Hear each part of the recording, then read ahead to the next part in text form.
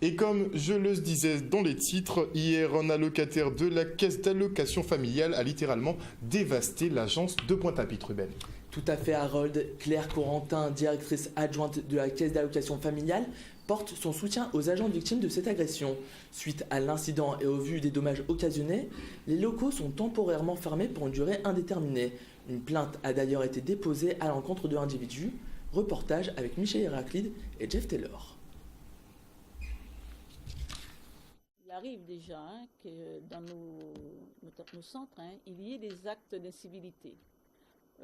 Il faut savoir effectivement que celui d'hier a été particulièrement grave. Il a été grave parce qu'effectivement, comme vous l'avez dit, nos locaux ont été un peu saccagés, mais surtout effectivement par rapport à nos agents d'accueil qui ont été donc agressés et qui se sont sentis en danger. Alors, pourquoi ça arrive ? Ça arrive parce que nous sommes effectivement un organisme qui paye des prestations. Donc, effectivement, je dirais la vie quotidienne de nos allocataires, souvent, dépend effectivement des prestations que nous leur versons.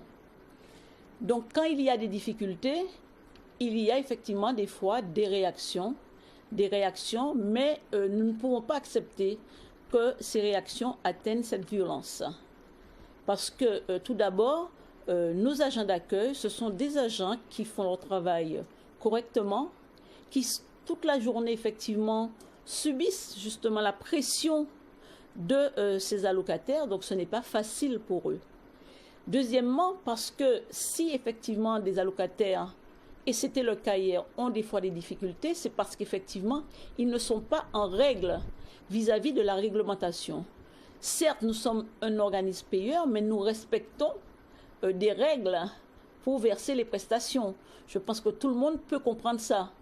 Et nous ne pouvons verser des prestations si l'allocataire ne respecte pas la règle. En ce qui concerne la réouverture du centre, nous ne pouvons pas effectivement, nous n'avons pas encore des informations pour savoir combien de temps vont les travaux donc de réparation vont durer. Donc on ne peut pas leur donner de précision.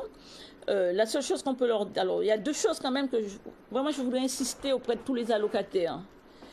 D'abord, dans la mesure du possible, effectivement, utiliser les autres outils. Mais moi, je voudrais surtout insister auprès d'eux pour qu'ils soient conscients que nos accueils sont là pour leur rendre service. Et que nous, la direction, nous avons une responsabilité envers nos agents. Et donc, que nous n'accepterons sur aucun prétexte qu'on s'en prenne à nos agents. D'ailleurs, nous avons porté plainte contre cet allocataire et il y aura des poursuites judiciaires.